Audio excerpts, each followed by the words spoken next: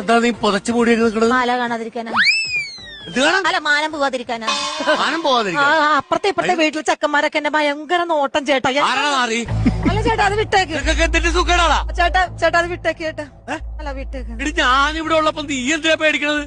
നീ ആ ഷാളങ്ങോട്ട് മാറ്റിയേ.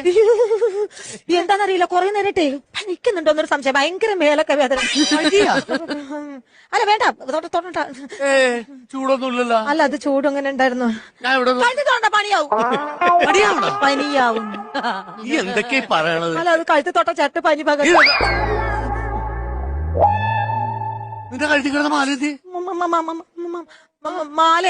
മാല അവിടെ ഊരി വെച്ചു. കുളിക്കുമ്പോ ഊരി വെച്ചു. നിനക്ക് ഞാനത് വാങ്ങി തന്നപ്പോ ഞാൻ പറഞ്ഞതാണ് അത് കഴുത്തിന്ന് ഊരാൻ പാടില്ല. മാല ചേട്ടാ, അത് അടുത്ത മാസം ഇടാലോ. എന്റെ സ്നേഹമാണെന്ന് ഞാനത് എത്ര തവണ നിന്നോട് ഞാൻ പറഞ്ഞിട്ടുണ്ട്. മാലയ്ക്ക് വേണ്ടി ഒരു റെസ്റ്റ്. അത് നിന്റെ കഴുത്തി കിടന്ന് റെസ്റ്റ് ചെയ്താൽ മതി. അല്ല, അത്